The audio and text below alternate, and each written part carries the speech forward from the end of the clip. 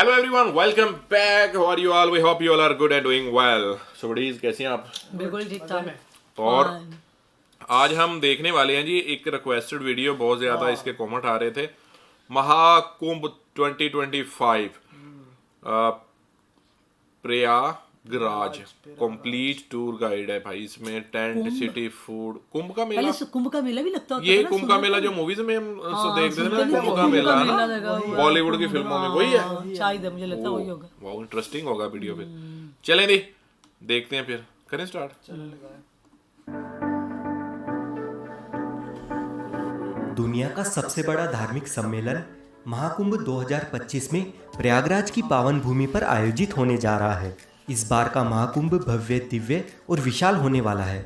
विष्णु पुराण के मुताबिक जब बृहस्पति मेष राशि में और सूर्य मकर राशि में होता है, तब कुंभ मेला प्रयागराज में आयोजित होता है।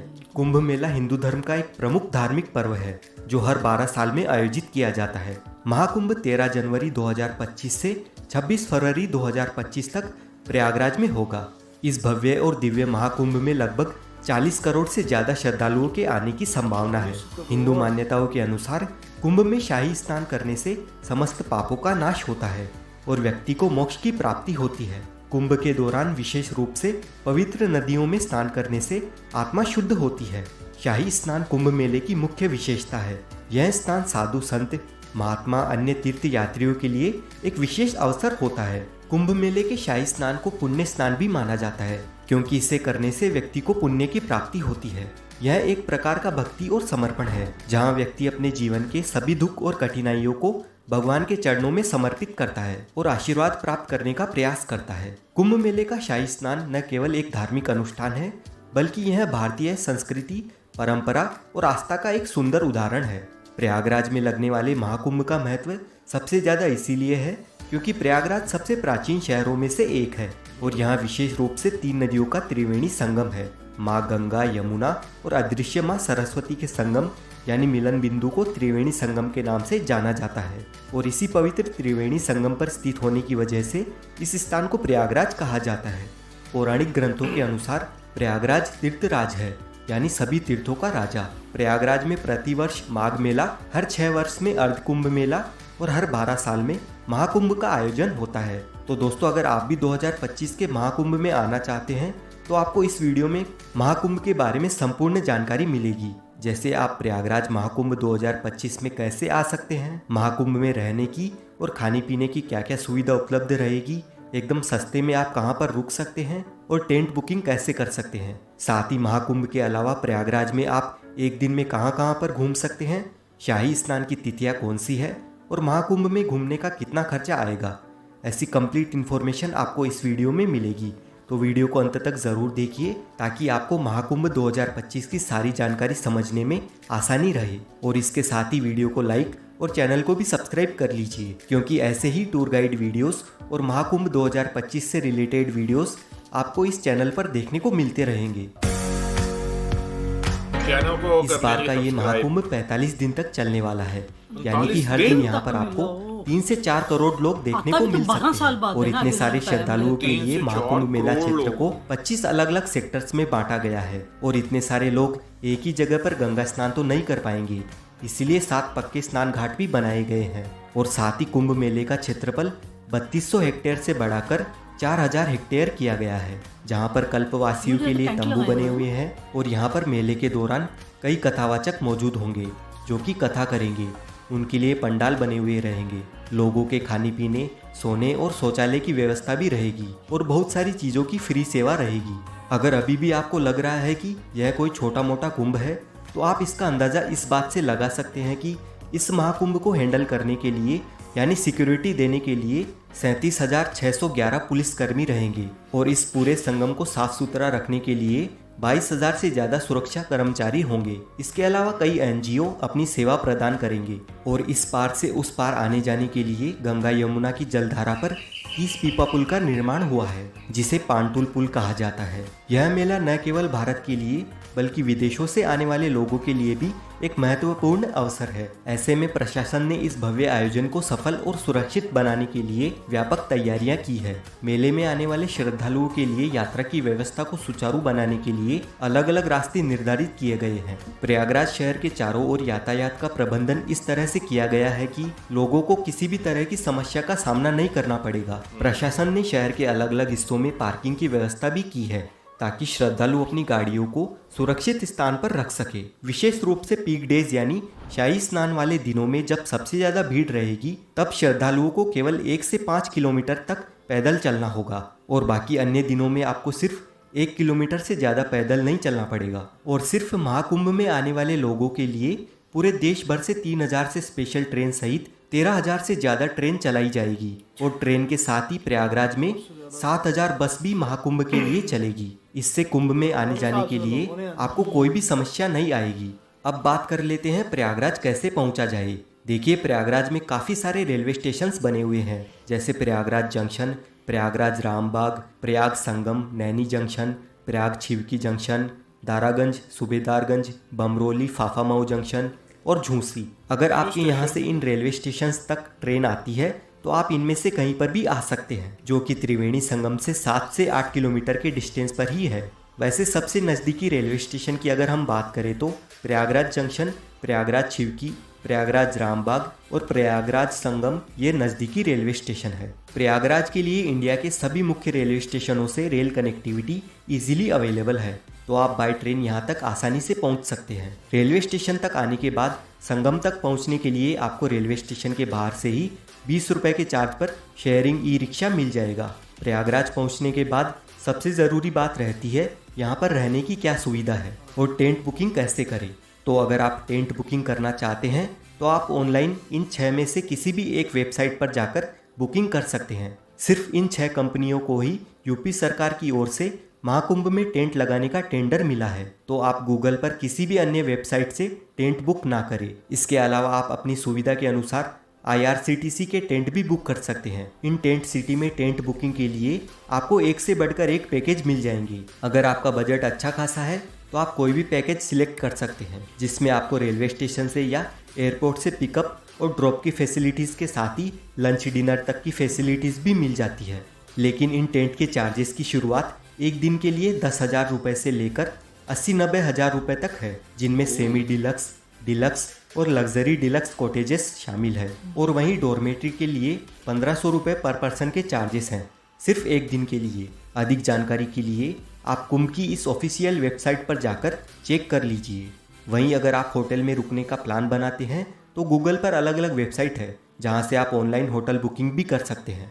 अगर आपका बजट टेंट या महंगी होटल बुक करने का नहीं है तो प्रयागराज में काफ़ी सारी सस्ती और अच्छी धर्मशालाएं भी बनी हुई है। इनमें भी आप अपने रहने की सुविधा का बंदोबस्त कर सकते हैं और ये धर्मशालाएं संगम के नज़दीक में ही स्थित है, तो आपको और भी सुविधा मिल जाएगी। और अगर आपका बजट बिल्कुल भी नहीं है या आपको रूम अवेलेबल नहीं मिलता है तो आप बिल्कुल भी निराश ना रहे।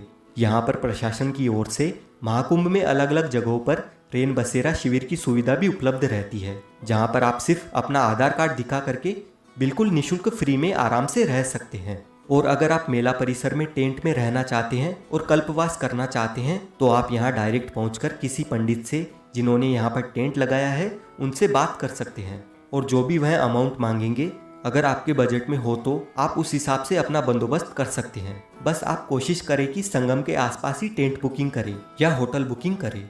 और अगर त्रिवेणी संगम के पास आपकी टेंट बुकिंग नहीं हो पाती है तो आप होटल सिर्फ रामबाग या रेलवे स्टेशन रोड पर ही लेना, क्योंकि जितनी भी टूरिस्ट प्लेसेस है वो सभी रामबाग से 2 से 4 किलोमीटर के डिस्टेंस पर ही स्थित है। और यहाँ पर आपको सिर्फ 1000 से 2000 रुपये तक बढ़िया होटल मिल जाएगा।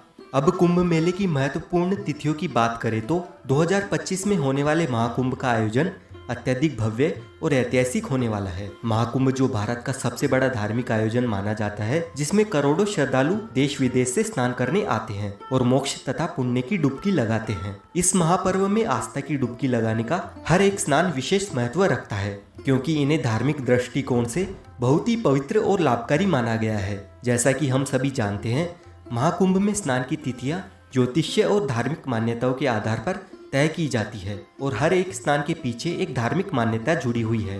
पौष पूर्णिमा 13 जनवरी 2025 को महाकुंभ का आगाज होगा। अगले दिन मकर संक्रांति 14 जनवरी 2025 को होने वाला यह स्नान महाकुंभ का पहला प्रमुख स्नान माना जाता है। इस दिन गंगा, यमुना और सरस्वती के संगम में स्नान करना अत्यधिक पुण्यकारी होगा। फिर मौनी अमावस्या यानी 29 जनवरी 2025 को महाकुंभ का सबसे महत्वपूर्ण स्नान है। इस दिन गंगा, यमुना और सरस्वती के संगम में स्नान करना अत्यधिक पुण्यकारी होगा, जब सबसे ज्यादा श्रद्धालु पवित्र संगम में डुबकी लगाते हैं और मौन रहकर इस दिन स्नान करने से कहते हैं कि मानसिक शांति और मोक्ष की प्राप्ति होती है। उसके बाद 3 फरवरी 2025 को होगा बसंत पंचमी का दिन और इस दिन का स्नान खास तौर पर ज्ञान और बुद्धि की देवी माँ सरस्वती को समर्पित होता है। वहीं माघ पूर्णिमा 12 फरवरी 2025 के दिन संगम में स्नान करने पर व्यक्ति को जीवन में पूर्णता और शांति की प्राप्ति मिलने वाली है।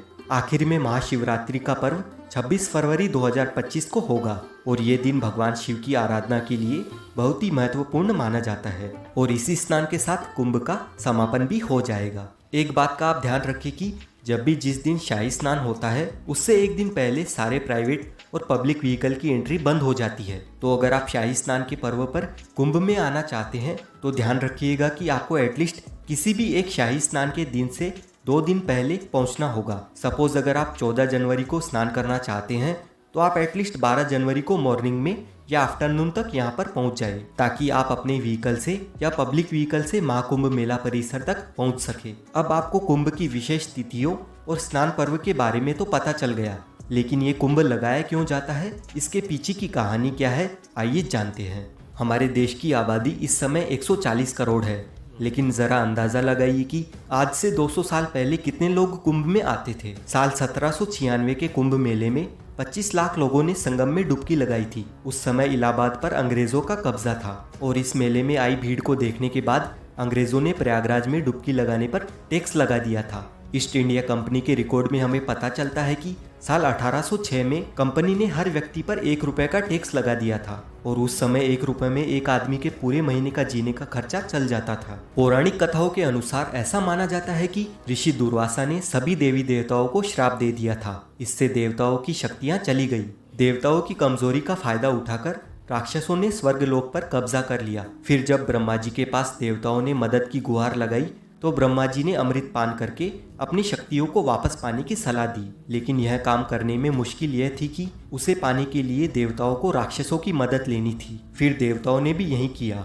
उन्होंने राक्षसों से मदद लेकर बदले में आधे अमृत को देने की बात कही और सभी राक्षस इस डील को मान गए। और फिर होती है अमृत की खोज में समुद्र मंथन की शुरुआत। बड़ी मेहनत के बाद समुद्र मंथन से अमृत की प्राप्ति हुई, लेकिन जैसे ही अमृत निकला देवता और राक्षस दोनों में अमृत को पूरा हड़पने की होड़ मच गई। इसके बाद देवता राक्षसों की आंखों में धूल झोंककर अमृत पाने में कामयाब हो गए और वह अमृत लेकर दौड़ पड़े। राक्षसों ने भी हार नहीं मानी और पूरे 12 दिनों तक उनका पीछा किया। इसी भागने भगाने में कलश से 4 अमृत की बूंदें स्वर्ग से धरती पर गिर गई। माना जाता है कि यह बूंदें हरिद्वार की गंगा नदी, प्रयागराज में त्रिवेणी संगम, उज्जैन में शिप्रा नदी और नासिक में गोदावरी नदी में गिरी थी। अब ये 4 बूंदें जहाँ जहाँ पर गिरी आज वहीं पर कुंभ मनाया जाता है। और हर 12 साल के अंतराल में कुंभ मनाने के पीछे की कहानी यह है कि पौराणिक ग्रंथों में कहा जाता है कि देवताओं के 12 दिनों का अर्थ है मानव के 12 साल। इसीलिए हर साल 12 और 3 साल के अंतराल पर चारों स्थानों पर कुंभ मेले का आयोजन होता है। और ऐसा कहा जाता है कि एस्ट्रोलॉजिकल कैलकुलेशन के बाद जब कुंभ मेले का समय आता है तो यह नदियां वही अमृत का रूप धारण करती है, जिनमें नहाने से लोगों के सभी पाप हमेशा हमेशा के लिए धुल जाते हैं और उन्हें मुक्ति मिल जाती है। अब हम जानते हैं प्रयागराज की कौन कौन सी जगह घूमने लायक है। सबसे पहले आपको संगम स्नान करना है, जिसके लिए नाव में बैठकर आपको त्रिवेणी संगम तक जाना होता है। त्रिवेणी संगम में आप गंगा नदी और यमुना नदी को मिलते हुए अच्छे से देख सकते हैं, लेकिन सरस्वती नदी अदृश्य है तो वो हमें दिखाई नहीं देती है। संगम में स्नान करने के बाद आप आ जाए इस अकबर के किले में। इस किले के अंदर है ये अक्षयवट, जो कि इतना प्राचीन है कि 4 युगों से भगवान विष्णु से लेकर 5 पांडव यहाँ तक आ चुके हैं। यहीं पर पातालपुरी मंदिर बना हुआ है, जिसका इतिहास काफी रोचक है। और यहाँ से पास में ही श्री बड़े हनुमान जी का मंदिर है। इस मंदिर में हनुमान जी लेटी हुई मुद्रा में अपने भक्तों को दर्शन देते हैं और इस मंदिर का इतिहास भी काफी प्राचीन है। लेटे हुए हनुमान जी के दर्शन करने के बाद यहाँ से 200 मीटर दूर आप आ जाइए आदिशंकर विमान मंडपम मंदिर में। ये मंदिर प्रयागराज का प्रसिद्ध मंदिर है। द्रविड़ संस्कृति में मंडप यानी मंदिर का प्रवेश द्वार होता है जो कि स्तंभों पर टिका होता है। जैसे ये मंदिर 16 खंभों पर टिका हुआ है और मंदिर के ऊपर का गुंबद विमान कहलाता है, इसीलिए इस मंदिर का नाम है आदिशंकर विमान मंडपम। और इस मंदिर में हमें काफी सारे देवी देवताओं के दर्शन मिलते हैं। संगम पर सभी मुख्य प्लेसेस घूमने के बाद आप आ जाइए अलोपी देवी मंदिर में। माँ अलोपी देवी मंदिर 51 शक्तिपीठों में से एक है और यहाँ पर माता सती के दाहिने हाथ का पंजा कटकर गिरा था। यहाँ से अब हम जाएंगे भारद्वाज पार्क और उनके आश्रम में।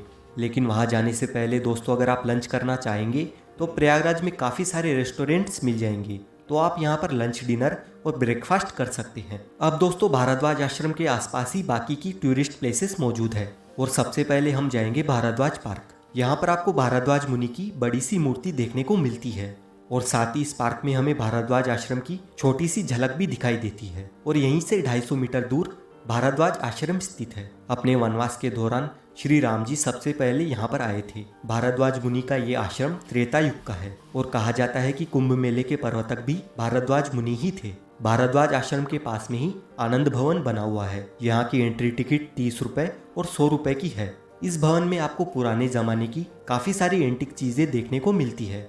इस भवन में जवाहरलाल नेहरू, इंदिरा गांधी, महात्मा गांधी जी रहा करते थे, तो उनकी काफी सारी यादें यहाँ पर संजोकर रखी हुई है। आनंद भवन घूमने के बाद आप आ जाए चंद्रशेखर आजाद पार्क में। 17 फरवरी 1931 को अंग्रेजों ने चंद्रशेखर आजाद को इसी जगह पर चारों ओर से घेर लिया था। फिर चंद्रशेखर जी ने अपनी पिस्तौल में बची आखिरी गोली अपने आप को ही मार ली थी। चंद्रशेखर आजाद पार्क के सामने पंडित जी की चाट पर कुल्हड़ वाला दही बल्ला, कचौरी, समोसा काफी फेमस है, तो आप यहाँ पर नाश्ता पानी भी कर सकते हैं। उसके बाद आप आ जाए प्राचीन वेणी माधव मंदिर में। त्रिवेणी संगम की रक्षा करने के लिए भगवान विष्णु खुद यहाँ पर विराजमान हुए थे। अब हम आ गए हैं नागवासुकी मंदिर में। इस मंदिर का इतिहास भी काफी दिलचस्प है और ये मंदिर कुंभ मेले से जुड़ा हुआ है, यानी ये वही नागवासुकी जी का मंदिर है जो समुद्र मंथन के समय रस्सी की जगह पर खुद थे। आप महाकुंभ मेला घूमकर इन सभी जगहों पर भी एक दिन में घूम सकते हैं और प्रयागराज की सभी टूरिस्ट प्लेसेस देखने के लिए आप ये वाला वीडियो देख सकते हैं। और महाकुंभ ओके, बहुत बड़ा मेला है ना। इतना बड़ा मेला तो शायद दुनिया में कहीं ना लगता हो, है ना, जिसमें 2 करोड़ आवाम आती है। ओए होए होए, मुझे लगता है 12 साल बाद लगता है। 12 साल बाद कह रहे हैं कि लगता है। और 45 दिन के 25 लिए 45 दिन बड़ा लंबा चलता है ना।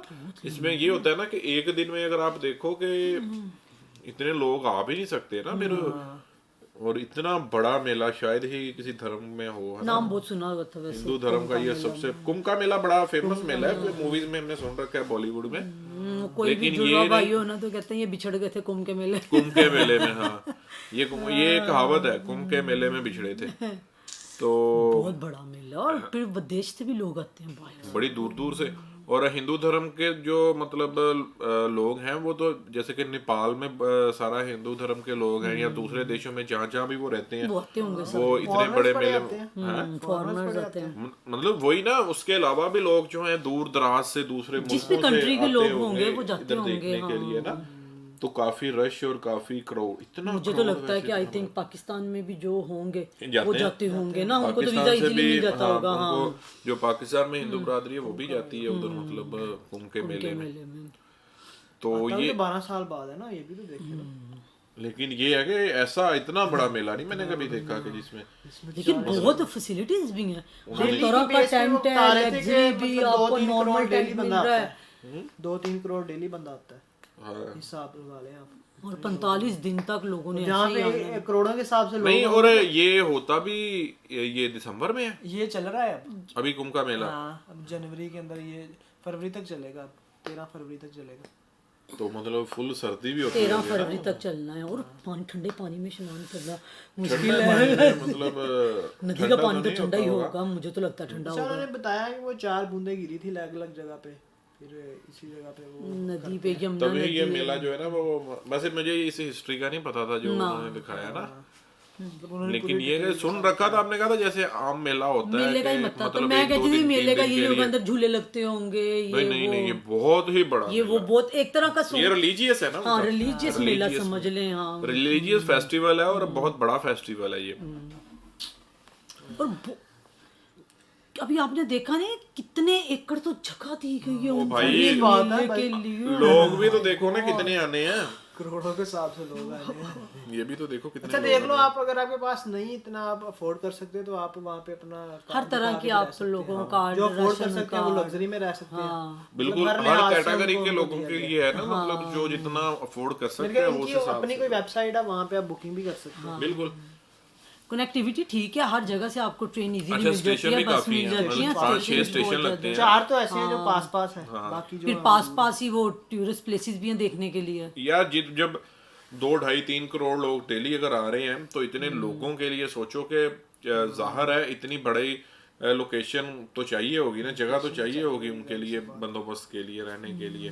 और मैनेज करना बहुत बड़ी बात है। और कितने तो लोग हैं भाई, 30,000 तो 22-23,000 पुलिस तैनात की है, बंदा तो- कितनी एनजीओज ने अंदर की है। हाँ, सब जो है सबका योगदान होता है इसमें।